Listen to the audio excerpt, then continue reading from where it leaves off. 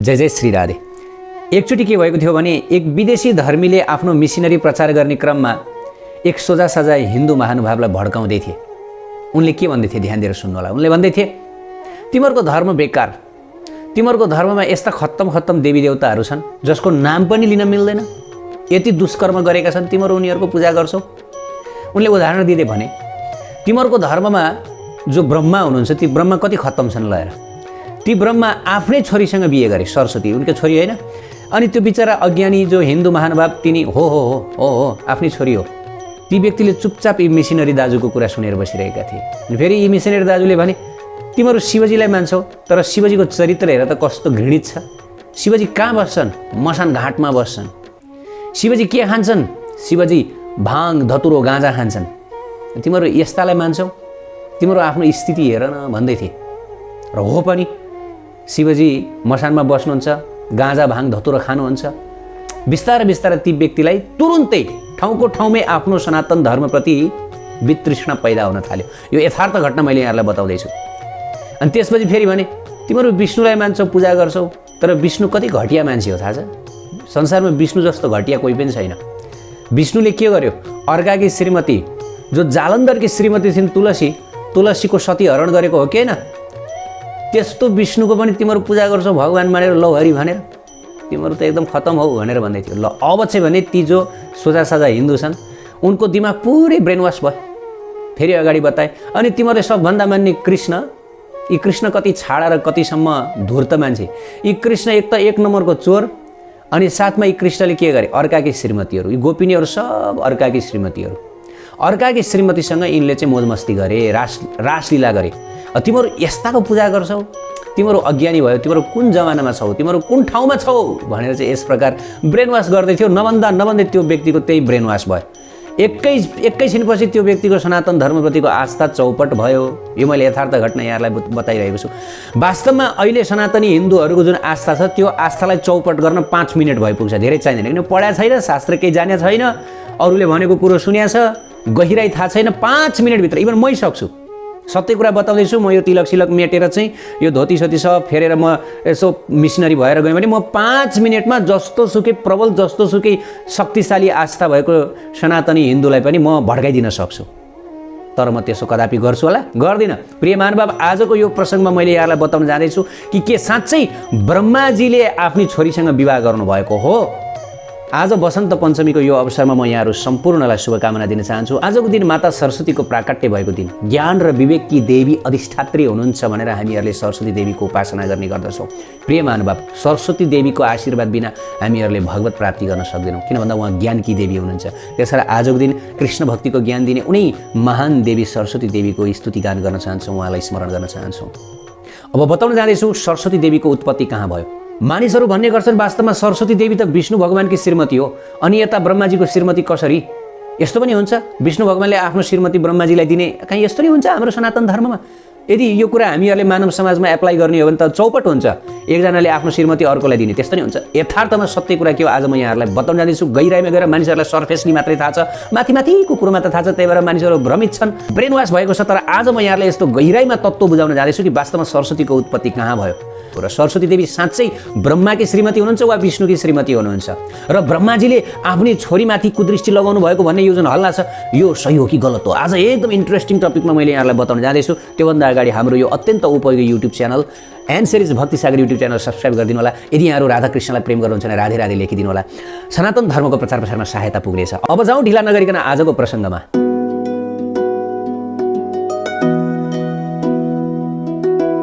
प्रसङ्ग यो भौतिक जगतको सृष्टिको होइन, प्रसङ्ग गोलोक वृन्दावन धामको। ध्यान दिएर सुन्नु होला। त्यो समय भौतिक संसारको सृष्टि भइसकेको थिएन। सूर्य, चन्द्र, ब्रह्माण्ड, ब्रह्मा, विष्णु, शिव आदि कोही पनि हुनु न थियो।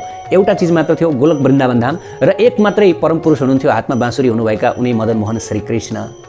वन्दे कृष्ण गुणातीतम परब्रह्म्यच्युतम यथा अविर्भूव प्रकृति ब्रह्मा विष्णु शिवादय। जसबाट प्रकृति ब्रह्मा विष्णु प्रकट हुनुभयो उनी गुणातीत अच्युत श्रीकृष्णको म वन्दना गर्दछु भनेर सुद गोस्वामीले सुरुमै बताउनु भएको छ। गोलोक खाली थियो, सिर्फ हातमा बाँसुरी लिनुभएका आदि पुरुष गोविन्द मात्रै हुनुहुन्थ्यो। त्यसपछि उहाँको दायाँबाट श्री नारायण प्रकट हुनुभयो। अब यो गोलोक वृन्दावन धामको लीलातर्फ म यहाँलाई लिएर जाँदैछु। त्यो बेला यो भौतिक ब्रह्माण्ड नै थिएन, ब्रह्माजी नै हुनु न थियो, यहाँ केही पनि थिएन यो भौतिक सृष्टि। सिर्फ गोलोक वृन्दावन र श्रीकृष्ण मात्रै हुनुहुन्थ्यो, हातमा बाँसुरी लिनुभएका। नारायण पनि हुनु न थियो रे। त यहाँ सुतजी अगाडि बताउनुहुन्छ। उनी आदिपुरुष गोविन्दको दायाँबाट श्री नारायण भगवानको प्राकट्य भयो। शास्त्रमा यस प्रकार उल्लेख छ, आविर्भुवो सर्गादौ पुंसौ दक्षिण पार्श्वत हो भव कारण रूपाश्च मूर्ति मन्त्रस्तयो गुण। ती परम पुरुषको दायाँबाट जगतका कारण रूप 3 मूर्तिमान गुण प्रकट भए। ततो महाअनङ्कार पञ्चतन मात्र एव च रूपरस गन्धर्व स्पर्श शब्द शैवेति संज्ञकः। त्यसपछि अहङ्कार पञ्चतन मात्र रूपरस शब्द स्पर्श आदि प्रकट भए। अविर्भुव तत्पश्चात स्वयं नारायण प्रभु श्यामो युवा पितवास वनमाली चतुर्भुज। त्यसपछि पिताम्बर वनमालाधारी चतुर्भुज श्री नारायणको प्राकट्य भयो। कोबाट? श्री कृष्ण आदि पुरुषबाट। श्री कृष्णबाटै नारायण प्रकट हुनु। अब जाउँ है सरस्वती देवीको प्राकट्य कुन बेला भयो। बडा इन्ट्रेस्टिङ, बडा रोचक कथा छ, सबैले ध्यान दिएर सुनिदिनु होला। श्री नारायण भगवानले त्यसपछि श्री कृष्णलाई प्रणाम गरेर स्तुति गर्नुभयो। नारायण उवाच, वरम वरेण्यम वरदम वरहाम वर कारणम कारणम कारणाणम च कर्म तत्कर्म कारणम तपस्फलदम सस्व तपस्विनं च तापसं वन्दे नवघनश्यामं स्वत्मरामं मनोहरं निष्कामं कामरूपं च कामगनं कामकारणं सर्वे सर्वेश्वरं सर्वबीजरूपम् उत्तमं वेदरूपं वेदबीजं वेदोक्तफलदं फलं वेदज्ञं तद्विधानं च सर्ववेदविदां परं। श्री नारायणले यस प्रकार श्रीकृष्णको स्तुति गर्नुभयो, जो वर श्रेष्ठ वरेण्य सत्पुरुषहरूद्वारा पूज्य वरदायक वर दिनेवाला र वर प्राप्तिका एकमात्र कारण हुनुहुन्छ, जो कारणहरूका पनि कारण हुनुहुन्छ, कर्मस्वरूप हुनुहुन्छ र कर्मको पनि कारण हुनुहुन्छ। तप जसको स्वरूप हो, जो नित्य निरन्तर तपस्याको फल प्रदान गर्नुहुन्छ। तपस्वी जन्मा सर्वोत्तम तपस्वी नवीन जलधारा समान घनश्याम स्वरूप हुनुभएका मनोहर रूप हुनुभएका उनै परात्पर परिपूर्णतम भगवान श्रीकृष्णको म वन्दना गर्दछु, जो निष्काम तथा कामरूप हुनुहुन्छ, कामनाका नाशक तथा कामदेवको उत्पत्तिको कारण हुनुहुन्छ, जो सर्वरूप सर्वबीज स्वरूप हुनुहुन्छ, सर्वोत्तम एवं सर्वेश्वर हुनुहुन्छ। वेद जसको स्वरूप हो, जो वेदका ज्ञाता हुनुहुन्छ, वेदका बीज स्वरूप हुनुहुन्छ, वेदोक्त फलका दाता स्वरूप हुनुहुन्छ। म उनै श्रीकृष्ण हजुरको चरणमा वन्दना गर्दछु भनेर यस प्रकार श्री नारायण देवले श्रीकृष्णको स्तुति वन्दना गर्नुभयो र श्रीकृष्णको नजिकै स्वर्ण सिंहासनमा आसीन हुनुभयो। रत्नसिंहासने रम्य पुरत परमात्मनः नारायण कृतं स्तोत्रं यः पठेत् सुसमाहितः त्रिसन्ध्यं ये पठेन् नित्यं पापं तस्य न विद्यते। पुत्रार्थी लभते पुत्रं भार्यार्थी लभते प्रियं भ्रष्टराजो लभेत् राज्यं धनं भ्रष्टधनो लभेत् कारागारो विपदग्रस्त स्तोत्र पाणिनमुच्यते। ध्यान दिएर सुन्नु होला, जसले श्रीकृष्ण भगवानको स्तुति नारायणद्वारा भएको यो श्लोक पाठ गर्दछ उसले के प्राप्त गर्दछ त? सम्पूर्ण रोगहरूबाट निवृत्ति प्राप्त गर्दछ। रोगात्म प्रमुच्यते रोगी वर्षा श्रुत्वा न संशय। नारायण परमात्मा श्रीकृष्णको निकट रत्न सिंहासनमा बस्नुभयो र नारायणद्वारा श्रीकृष्णको स्तुति गान भएको यो श्लोक जसले दिनौँ पाठ गर्दछ उसले के प्राप्त गर्दछ भन्दा उसले सम्पूर्ण रोगबाट मुक्ति प्राप्त गर्दछ। उसले चाहे जति धन प्राप्त गर्दछ, पुत्र प्राप्ति गर्दछ, पत्नी सत्थोक प्राप्त गर्दछ, सम्पूर्ण दुःख नष्ट भएर जान्छ। सुतजी अगाडि बताउनुहुन्छ, हे सौनकजी, तत्पश्चात परमात्मा श्रीकृष्णको बायाँ भागको पछिल्लोतिरबाट शिव प्रकट हुनुभयो, जसको 5 मुख थियो, त्रिनेत्रधारी हुनुहुन्थ्यो, स्फटिकमाला समान चम्किलो हुनुहुन्थ्यो, शिरमा चन्द्राकार मुकुट थियो, त्रिशूल र जपमाला हातमा थियो।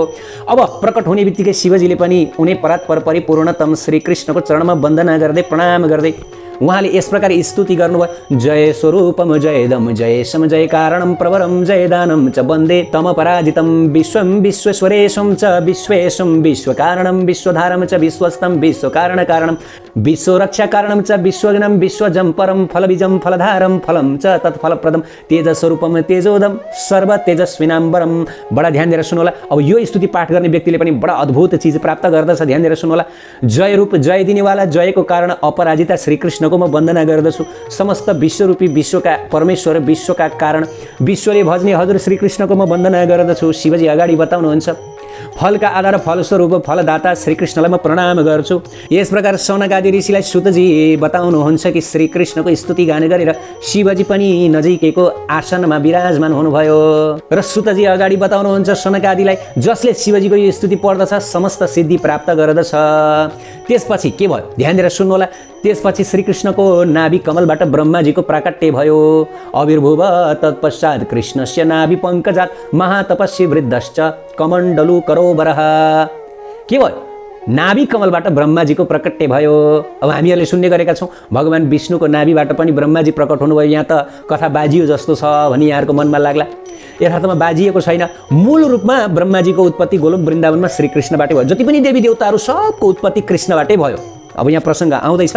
तर यो जुन सर्ग अर्थात् भौतिक प्रकृतिको सृष्टिको क्रममा ब्रह्माजीको दोस्रो जन्म नारायण भगवानको नाभि कमलबाट भयो, तर प्रथम जन्म चाहिँ श्रीकृष्णबाट नै भयो। अब यहाँ हामीहरूले के बुझ्नु पर्यो भन्दाखेरि सृष्टि दुईवटा छ, एक प्रथम सृष्टि मूल सृष्टि जुन चाहिँ गोलोक वृन्दावन धामको, र दोस्रो सृष्टि भने भौतिक प्रकृतिको सृष्टि जहाँ हामी बसिरहेका छौँ। यी दुई छुट्टा छुट्टै लीलाहरू हुन्, एक भौतिक जगतको लीला, एक आध्यात्मिक जगतको लीला।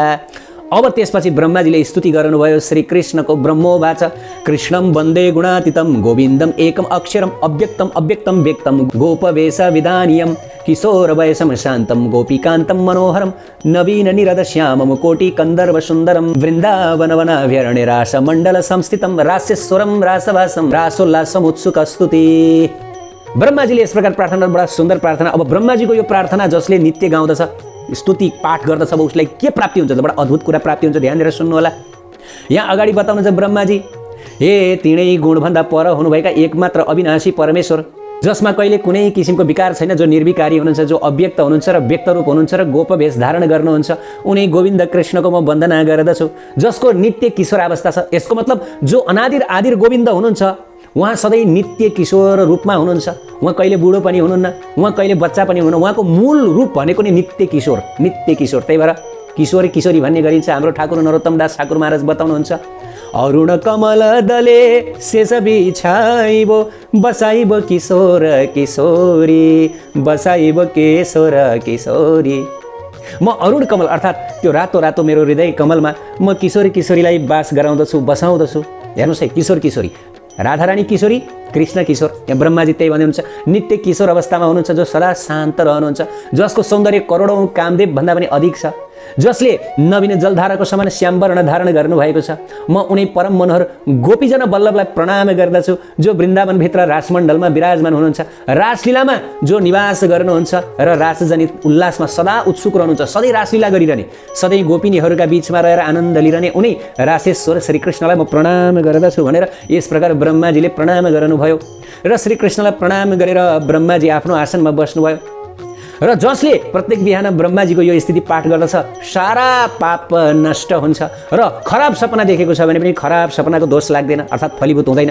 त्यसकारण यदि हामी खराब सपनाबाट बच्न चाहन्छौँ भने पनि ब्रह्माजीको यो स्तुति सधैँभरि पाठ गरौँ। खराब सपनाको फल पाउनबाट बच्न चाहन्छौँ भने पनि हामीहरूले ब्रह्माजीको यो स्तुति पाठ गरौँ। हामीले पहिला पनि सपनाको चर्चा गऱ्यौँ, यदि खराब सपना देख्यो भनेदेखि त्यसको फल लाग्न सक्छ, हैन?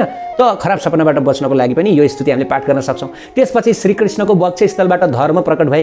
त्यसपछि श्रीकृष्णको मुखारविन्दबाट एक शुक्ल वर्णकी देवी प्रकट भइन्। अब यहाँबाट हाम्रो प्रसङ्ग आयो, श्रीकृष्णको मुखबाट एक शुक्ल भनेको सेतो वर्णकी देवी प्रकट भइन्, जसको हातमा वीणा थियो र पुस्तक थियो।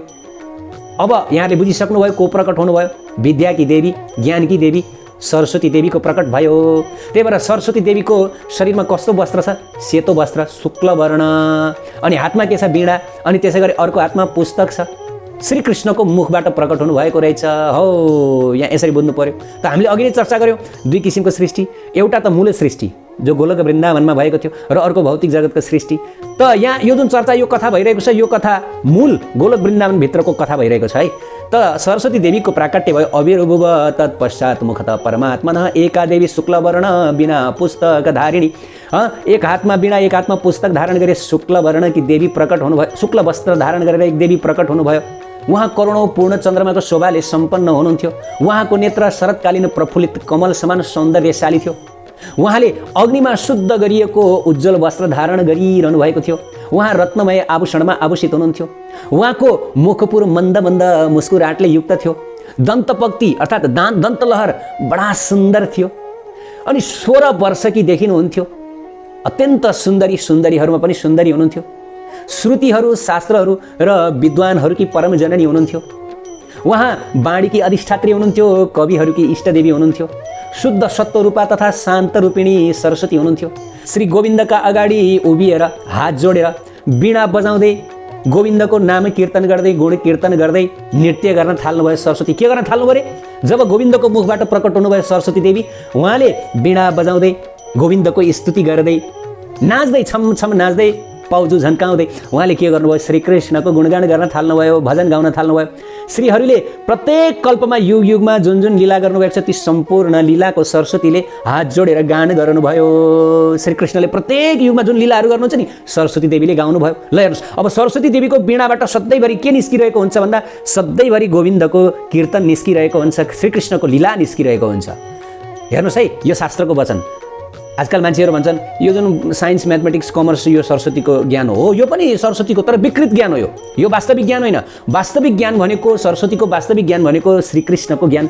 जब हामीहरूलाई श्रीकृष्ण को हुनुहुन्छ भनेर थाहा हुन्छ, श्रीकृष्णसँग भएको हाम्रो सम्बन्ध, कृष्ण जीवेर स्वरूप है कृष्ण र नित्यदास, जब यो जीवात्मा त श्री राधाकृष्णको नित्य दास रहेछ भन्ने कुरा थाहा हुन्छ, तब वास्तविक सरस्वतीको ज्ञान प्राप्त भएको रे, नत्र भने होइन रे। हेर्नुहोस् है, सरस्वती देवीको विकृत ज्ञान प्राप्त भएको। अब सरस्वती देवीले स्तुति गर्नुभयो श्रीकृष्णको। रासमण्डल मध्यस्थम रासोल्लास समुत्सुकम रत्न सिंहासनस्थम च रत्नभूषण भूषितम रासेश्वरम रासकारम वरम रासेश्वरीश्वरम रासाधिष्ठात्रिदेव च वन्दे रास विनोदिनम। आह, बडा सुन्दर स्तुति सरस्वती देवीले गरिबक्स्यो। यो स्तुतिको अर्थ हो, ध्यान दिएर सुन्नु होला। जसले यो स्तुति प्रत्येक दिन गाउँदछ उसले के पाउँछ त्यो पनि भन्छु। जो रासमण्डलको मध्यभागमा विराजमान हुनुहुन्छ, रासमा सदा उत्सुक हुनुहुन्छ, रासेश्वर राधा रानीका प्राणवल्लभ हुनुहुन्छ, म उनी श्रीकृष्णलाई प्रणाम गर्दछु। जसले प्रत्येक दिन यो स्तुति सरस्वती देवीले श्रीकृष्णको स्तुति गरेको जुन यो स्तोत्र पाठ गर्दछ उसले अपार ज्ञान अपार विद्या हासिल गर्दछ, भौतिक जगतलाई पार गर्दछ। त्यसपछि के भयो, ध्यान दिएर सुन्नुहोस् है। अब सृष्टि बडा सुन्दर प्रसङ्ग आउँदैछ। त्यसपछि श्रीकृष्णको बायाँ भागबाट राधाजी प्रकट हुनुभयो। ल हेर्नुहोस् है, राधा रानी प्रकट हुनुभयो बायाँ भागबाट। दौडदै फुल लिएर श्रीकृष्णको चरणमा अर्पण गर्नुभएकाले उहाँलाई राधा रानी भनियो, राधा भनियो। राधा अति सुन्दरी हुनुहुन्थ्यो, अति सुन्दरी, यति सुन्दरी कि त्यसको वर्णन गरेर साध्य थिएन। शरद पूर्णिमा अर्थात् शरद पूर्णिमामा जब हामी आकाशमा चन्द्रमा देख्छौँ कति सुन्दर, शरद ऋतुको चन्द्रमा बडा सुन्दर, बडा आकर्षक। आहा, घरभित्रै पस्न मन लाग्दैन। एक चन्द्रमाले त त्यस्तो। राधा रानी त करोड करोड शरदकालीन चन्द्रमा भन्दा पनि ज्यादा सुन्दरी हुनुहुन्थ्यो, सुन्दर किशोरी रूपी हुनुहुन्थ्यो। त्यसपछि राधा रानीको एक एक रोमकुपबाट के भयो, लाख करोड गोपिनीहरू प्रकट हुनुभयो। 1 लाख कोटी गोपिनीहरू भनेको 1 लाखलाई 1 करोडले गुणान गर्दा जुन सङ्ख्या आउँछ त्यति नै गोपिनीहरू प्रकट हुनु। सबै गोपिनीहरू एक एक लक्ष्मी स्वरूपी हुनुहुन्थ्यो, एक एक लक्ष्मी। त्यही भएर लक्ष्मी सहस्र शतसम ब्रवसेव्यमानम। गोलोक वृन्दावन धाममा एक मात्र लक्ष्मी हुनुहुन्न, ती जति पनि गोपिनीहरू हुनुहुन्छ अरबौँ अरबौँको त्यो सङ्ख्या गनेर 1 लाखलाई 1 करोडले गुणान गर्दा कति गोपिनीहरू हुनुभयो होला। त्यति गोपिनीहरू चाहिँ शतकोटी लक्ष्य भनेर शास्त्रमा बताएको छ। 100लाई 1 करोडले 1 करोडलाई 1 लाखले गुणान गर्दाखेरि जति सङ्ख्या आउँछ त्यति त्यहाँ गोपिनीहरू हुनुहुन्छ। कति गोपिनीहरू हुनाले ती सबै राधा रानीको रोमकुपबाट प्रकट भयो। अनि त्यसै गरी श्रीकृष्णको रोमकुपबाट पनि त्यसै समय असङ्ख्य गोपहरू प्रकट भए। त्यसपछि नाना गाई सुन्दर बाछा बाछी प्रकट भए। त्यसमध्ये एक सुन्दर बलिवर्धन नामक बैल बाछा जसमा 1 करोड सिंहको शक्ति थियो त्यो श्रीकृष्णले शिवजीलाई प्रदान गर्नुभयो। शिवलाई लिउ बाबु भनेर श्रीकृष्णको चरणबाट एक सुन्दर सेतो हाँस प्रकट भयो। त्यो हाँस श्रीकृष्णले ब्रह्माजीलाई दिनुभयो। त्यही भएर ब्रह्माजी हाँसमा चढेर आउनुहुन्छ, शिवजी नन्दीमा चढेर आउनुहुन्छ। वास्तवमा यी नन्दी भनेको जो सुरभि गाई हुनुहुन्थ्यो गोलोक वृन्दावन उहाँका छोरा हुनुहुन्छ। हेर्नुहोस् है, अब त्यसपछि अगाडि बताइएको छ। अत श्रीकृष्ण महालक्ष्मीं सादरं च सरस्वतीं नारायणाय प्रददौ रत्नेन्द्रमालया सह सावित्रीं ब्रह्मणे प्रादानमूर्ति धर्माय सादरं रतिं कामय रूपाढ्याय कुबेराय मनोरमम्। अब यहाँ के बतायो, सुतजी अगाडि बताउनुहुन्छ। श्रीकृष्णले नारायणलाई लक्ष्मी तथा सरस्वती दिनुभयो पत्नीका रूपमा। हेर्नुहोस् है, अब यहाँ धेरैको मनमा डाउट हुन सक्दछ, सरस्वती भनेको त ब्रह्माजीको पत्नी, यथार्थमा होइन। सरस्वती भगवान नारायणकी पत्नी हुनुहुन्छ। यहाँ स्वयं शास्त्रमा बतायो, सुतजी महाराज बताउनुहुन्छ। श्रीकृष्णले देवी सर जुन जन्मिनु भएको थियो नि, प्रकट हुनुभएको थियो नि मुखबाट, हो सरस्वती र लक्ष्मी महालक्ष्मी कसलाई दिनुभयो, श्री नारायणलाई दिनुभयो। हेर्नुहोस् है, अनि त्यसपछि आएर चाहिँ श्रीकृष्णले शिवजीलाई सिंहवाहिनी देवी पार्वती देखाउँदै, त्यो बेला देवी पार्वतीको पनि उत्पत्ति भइसकेको थियो, श्रीकृष्णले प्रकट गराइसक्नु भएको थियो। अनि पार्वती देवी जो सिंहमा आरूढ हुनुहुन्थ्यो शिवजीलाई देखाउँदै, ल बाबु अब तिमीले पार्वतीलाई स्वीकार गर, यी देवीलाई स्वीकार गर। अब शङ्करले के भन्नुभयो, बडा अद्भुत बडा अचम्म, एकदमै हामी सबैले ध्यान दिनुपर्ने कुरा शङ्करले भन्नुभयो। सुतजी अगाडि बताउनुहुन्छ। शिवजीले भन्नुभयो हात जोडेर श्रीकृष्णलाई, नेक्षामि गृहिणीं नाथ वरं देहि मदीप्सितं यस्य यद्वाञ्छितं तस्मै तद्दाति तदीश्वरः। हे कृष्ण, हे प्रभु, मलाई पत्नी चाहिँदैन, मलाई यो घरबार पत्नी आदिसँग कुनै रुचि छैन। यदि हजुर मलाई दिनै चाहनुहुन्छ भने एउटा वरदान दिबक्सियोस् हे प्रभु, हे नाथ। त श्रीकृष्णले सोध्नुभयो, कस्तो वरदान चाहन्छौ तिमी? शिवजीले भन्नुभयो, हात जोडेर तोद भक्ति विषय दास्य लालसा वर्धते निशम तृप्तिर्न जायते नाम जपने पाद सेवने। हे कृष्ण, मलाई यो घरबार पत्नी बालबच्चा यो झमेलामा पर्नु छैन। म त एक मात्रै हजुरको भक्ति चाहन्छु। मलाई हजुरको नाम जप गर्न, हजुरको स्मरण गर्न, हजुरको भक्ति गर्न कहिले तृप्ति नमिलोस्। मलाई यति वरदान दिबक्स्योस् भनेर महादेवजीले श्रीकृष्णसँग प्रार्थना गर्नुभयो। तब श्रीकृष्णले महादेवजीलाई सम्झाउँदै भन्नुभयो, हे महादेव, हे मेरा प्यारा भक्त, तिमी अत्यन्त प्यारा छौ, म जत्तिकै पूजनीय हुनेछौ तिमी। म तिमीलाई भन्छु, सबै नारीहरू एकै किसिमका हुँदैनन्। जसले आफ्नो माइतीबाट असल गुण, मातापिताको असल संस्कार लिएर आएकी हुन्छन्, ती नारीसँग डराउनु पर्दैन। तिनलाई पत्नी रूपमा स्वीकार गरेर उल्टो तिम्रो कल्याण हुन्छ, तिमीलाई भक्तिमा सहायता हुन्छ। पार्वती एकदमै सद्गुणले युक्त छिन्। यी सिंहवाहिनीलाई आफ्नै पत्नीको रूपमा स्वीकार गर, उनीसँग दाम्पत्य जीवन भोग। तिमी मेरो भक्त भइरहनेछौ, सधैँभरि मेरा प्यारा भइरहनेछौ, अलिकति पनि नडराउ भनेर यस प्रकार श्रीकृष्णले आश्वासन दिएपछि शिवजीले श्रीकृष्णको आदेश लिएर पार्वती देवी सिंहवाहिनीलाई सिंहमा आरूढ हुनुभएकी देवीलाई स्वीकार गराउनुभयो, विवाह गराउनुभयो। यस प्रकार श्रीकृष्णले सबैलाई आफ्नो धाम बस्ने आवासको पनि व्यवस्था गरिदिनु भयो, श्रीनारायणलाई वैकुण्ठ धाम। अनि श्रीनारायण सरस्वती लक्ष्मी आफ्नी अर्धाङ्गिनीलाई लिएर गोलोक धामबाट वैकुण्ठ धाममा आएर विराजमान हुनुभयो। त्यसपछि शिवजी सदाशिव लोकमा, ब्रह्माजी पनि आफ्नो लोकमा आएर निवास गर्नुभयो। अब यहाँ प्रसङ्ग आउँदछ कि धेरै मानिसहरू भन्ने गर्दछन् कि ब्रह्माजीले सरस्वती देवीलाई आँखा लगाउनु भयो। त यस प्रसङ्गमा शास्त्रमा बताएको छ, यथार्थमा जो ब्रह्माजी हुनुहुन्थ्यो यो समयमा, यो पर्टिकुलर कल्पमा, उहाँ अरू कोही नभएर स्वयं नारायण हुनुहुन्छ, स्वयं नारायण हुनुहुन्छ। अब तपाईँ हामी कल्पना गर्नुहोस्, ब्रह्माजी जो श्रीकृष्णलाई पूजा गर्नुहुन्छ, श्रीनारायणलाई पूजा गर्नुहुन्छ, उहाँले आफ्नी मातालाई पत्नीका रूपमा पाउन चाहनुहुन्छ होला? कदापि पाउन चाहनुहुन्न। त्यसकारणले पुराणहरूमा वर्णन गरिएको छ, ब्रह्मा दुई किसिमका हुन्छन्, एक जीवरूपी ब्रह्मा, अर्को भगवत रूपी ब्रह्मा। जब यस्ता कुनै योग्य जीव ब्रह्मा बन्नको लागि प्राप्त हुँदैन, तब स्वयं श्री नारायण अथवा श्रीकृष्ण नै ब्रह्मा बनेर आउनुहुन्छ। हेर्नुहोस् है, यो शास्त्रमा बताइएको छ। ब्रह्मा, इन्द्र आदि यो पद हो। जीवहरू जो पनि ब्रह्मा बन्न सक्दछ, तपाईँ पनि म पनि। तर त्यसको लागि हामीहरूले त्यस्तो पुण्य गरेको हुनु पर्यो। भनिएको छ, यदि कुनै जीवले 100 जन्मसम्म सफल गृहस्थी जीवन बिताउँदछ, उसले ब्रह्माजीको पद प्राप्त गर्दछ। 100 जन्मसम्म सफल गृहस्थी जीवन बिताउँछ संसारमा, उसले ब्रह्माजीको पद प्राप्त गर्दछ। अनेक पुण्य गरेर ब्रह्माजीको पद प्राप्त गर्न सक्दछ, शास्त्रमा बताइएको छ। र सामान्य पुण्यले पुग्दैन ब्रह्मा बन्नको लागि। त यदि यस्तो कुनै जीव प्राप्त भएन भनेदेखि स्वयं श्रीहरि नारायण नै को बन्नुहुन्छ? ब्रह्मा बनेर सृष्टि कार्य सम्हाल्नुहुन्छ। हो, यो विशेष कल्पमा स्वयं श्री नारायण ब्रह्मा बनेर आउनुभएको कारणले गर्दाखेरि त्यो बेला सरस्वती पनि उहाँको पत्नी बनेर हुनुहुन्थ्यो नि। उहाँकी पत्नी श्रीकृष्णले विवाह गराइदिनु भएको हो नि त नारायणसँग सरस्वतीको। अघि नै हामीले वर्णन सुन्यौँ नि, होइन? महालक्ष्मी र सरस्वती। त महालक्ष्मी उहाँ त सधैँ श्री नारायणको पत्नी हुनुहुन्छ। तर बेला बेलामा महालक्ष्मी पनि श्रीकृष्णको सौन्दर्यबाट आकर्षित भएर उहाँ रासलीलामा जान चाहनुहुन्थ्यो। उहाँले नारायणलाई छोडेर रासलीलामा जानु पनि भएको थियो अरे, तर उहाँ रासलीलामा प्रवेश पाउनु भएन। किन भन्दा उहाँ गोपिनी बन्न लजाउनु भयो। म त वैकुण्ठेश्वरी, वैकुण्ठकी रानी, अब यी गोपिनीहरू ग्वालिनहरू गुइठा बनाउने, म कहाँ कसरी बन्नु, म सक्दिनँ भनेर गोपिनी बन्न नसक्नु भएको कारणले गर्दाखेरि, गोपी भाव धारण गर्न नचाहनु भएको कारणले गर्दा उहाँ रासलीलामा प्रवेश पाउनु भएन भनेर हाम्रा आचार्यहरूले बताउनुहुन्छ। त्यही भएर आज पनि वृन्दावनमा यहाँ नजिकै भाण्डीर वनमा उहाँ तपस्या गरेर बसिरहनु भएको छ कि श्रीकृष्णको रासलीलामा जान पाऊँ भनेर। हेर्नुहोस् है प्रिय महानुभाव, त्यस कारणले गर्दाखेरि हामीहरूले के बुझ्नु पर्यो भन्दा सरस्वती देवी उहाँ श्री नारायणकी अर्धाङ्गिनी हुनुहुन्छ र सरस्वती देवी महान कृष्ण भक्तिनी हुनुहुन्छ। उहाँले सबैलाई कृष्ण भक्तिको विवेक बुद्धि दिनुहुन्छ, तर मानिसहरू स्वीकार गर्न चाहँदैनन्, भौतिक बुद्धि चाहन्छन्। अब यहाँ प्रसङ्ग आउँदछ, त्यसो भए ब्रह्माजी एकचोटि आफ्नी छोरीमा मन्त्रमुग्ध हुनुभयो, आकर्षित हुनुभयो र उहाँले आफ्नो शरीर त्यागिदिनु। भागवतमा यो प्रसङ्ग आउँदछ। के भएको थियो भन्दाखेरि ब्रह्माले सृष्टि गर्दाखेरि वाक नामक एक देवी प्रकट हुनुभएको थियो। यहाँ पर्टिकुलरली सरस्वती हुनुहुन्थ्यो भनेर उल्लेख त छैन, तर वाक नाम गरेकी एक देवी प्रकट हुनुभयो र यी यति सुन्दरी हुनुहुन्थ्यो अरे, यति आकर्षित, यति सुन्दरी हुनुहुन्थ्यो अरे, ब्रह्माजी आकर्षित हुनुभयो। आफूबाट प्रकट हुनुभयो कि वाक नामक देवीसँग ब्रह्माजी कामासक्त हुनुभयो। कामपूर्ण दृष्टिले हेर्नुभयो, काम चेष्टा गर्नुभयो भनिएको छैन, कामपूर्ण दृष्टिले हेर्नुभयो।